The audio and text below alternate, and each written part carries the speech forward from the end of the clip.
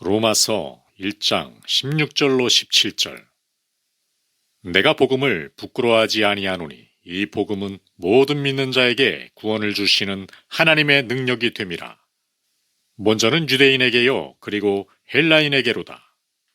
복음에는 하나님의 의가 나타나서 믿음으로 믿음에 이르게 하나니 기록된 바 오직 의인은 믿음으로 말미암아 살리라 함과 같으니라.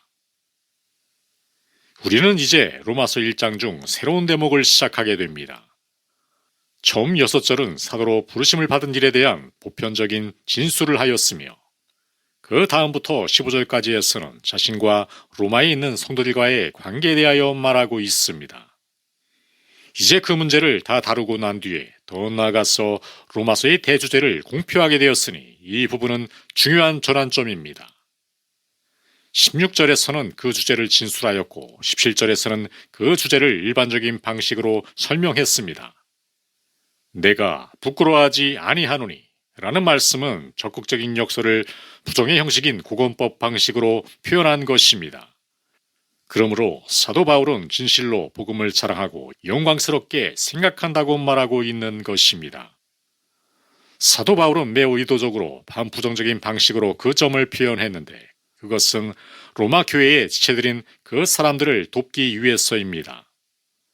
그들이 그리스도인이기는 하지만 무언가 복음을 부끄러워했는데 디모데 같은 사람도 복음을 부끄러움으로써 바울은 그에게 주를 위하여 갇힌 자 된 나를 부끄러워하지 말라 라고 권고했습니다. 또한 그가 후에 오네시보로에 대해서 칭찬한 것은 부끄러워하지 아니한 것 때문이었습니다. 또한 바울 자신도 복음을 부끄러워하게 되는 시험을 때로 받았기 때문에 그것이 무엇인지를 알았다고 말하는 학자들도 있는데 그래서 사도 바울은 이 특별한 형태의 언어를 사용함으로써 자신이 그 특별한 시험을 어떻게 극복했는가를 보여주고자 했을 수도 있습니다. 세상이 복음을 미워하는 이유는 복음이 전달하는 메시지의 내용 때문입니다.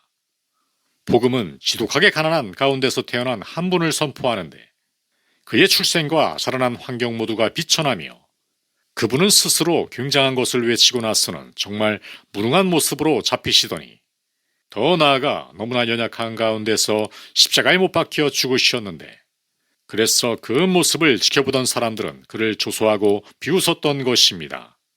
그런데 우리가 선포하는 것이 바로 그 점이라는 것입니다. 우리는 본질상 조롱받기를 싫어합니다. 그래서 이 복음을 부끄러워하게 하는 시험을 받게 되는 것입니다. 복음은 유능한 사람이든 부족한 사람이든 지식이 있든지 없든지 모두 동일한 수준으로 끌어내립니다. 사도 바울은 대단한 지성을 소유한 사람이었는데 자신이 가진 지성은 모두 분토나 배설물과 같은 것이라고 말합니다. 세상은 그것을 이해할 수도 없으며 오히려 그것을 미워합니다. 사도는 세상의 조롱과 빈정거림을 통해서 많은 고통을 받아야만 했습니다. 그로 인해 복음을 부끄러워하게 되는 시험도 왔을 것으로 여겨집니다. 십자가에 거치는 것은 나는 정죄받고 상실되어 있으며 너무 무능하여 만일 예수 그리스도께서 나를 위해서 죽어주시지 아니하셨다면 나는 하나님을 알지 못했을 것이고 용서 또한 받을 수 없다라는 것을 말합니다. 그것은 복음을 받는 사람들로 하여금 자신이 전혀 소망이 없으며 비열하고 쓸모가 없다고 말함으로써 사람의 마음을 괴롭게 하고 상처를 줍니다.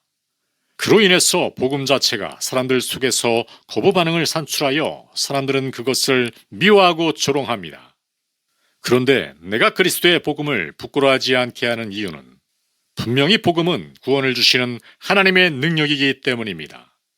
그것은 하나님의 복음이기 때문이고 하나님의 능력이기 때문이며 그것이 참되고 유일한 구원의 길이라는 것과 그리고 그것이 분명하고 확실하게 계시된 길이기 때문입니다. 그것을 한마디로 한다면 하나님 자신으로부터 온 의라고 말할 수 있습니다. 이 복음을 부끄러워하지 않는 이유는 하나님께서 영광을 받으시는 이유가 되어야 하며 그리스도께서 영화롭게 되는 방식이어야 하고 또한 성령님을 높여드리는 독특하고 구별되고 유별한 방식이 되어야 합니다.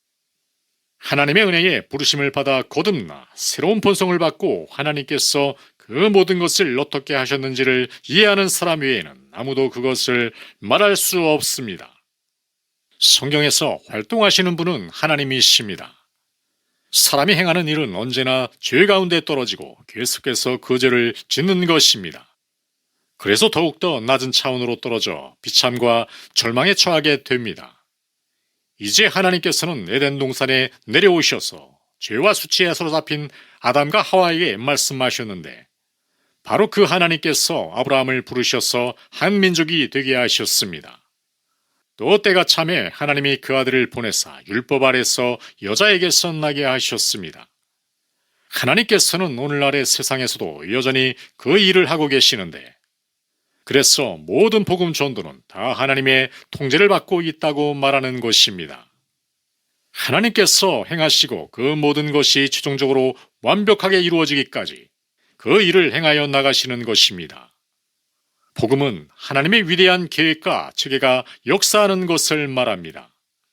구원은 사람이 죄의 책임으로부터 구원을 받는 것일 뿐만 아니라 죄의 세력으로부터 건짐을 받는 것을 말합니다.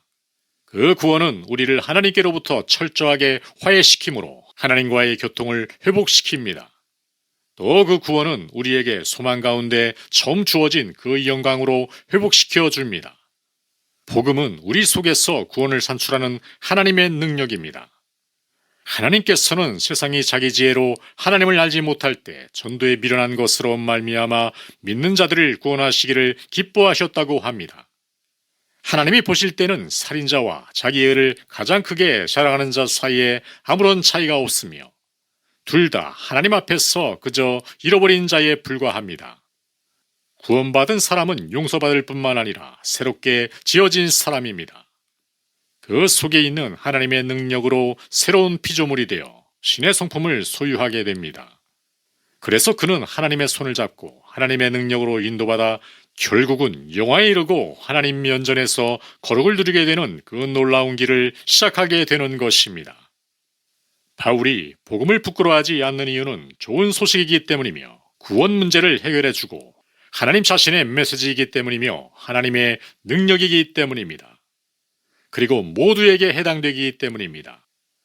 그리고 여섯 번째 이유는 복음 안에 하나님의 구원을 주시는 능력이 나타났다는 것 때문입니다.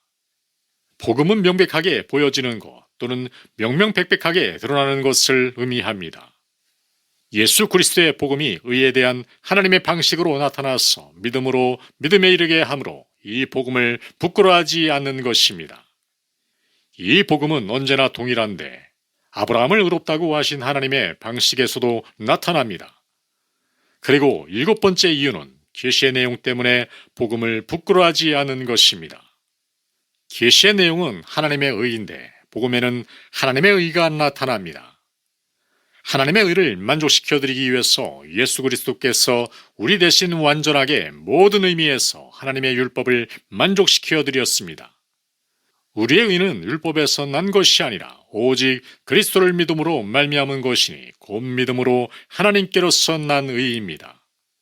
그것은 하나의 속성으로서의 하나님의 의가 아니라 믿음으로 우리에게 주어지는 그리스도로부터의 주어지는 의입니다.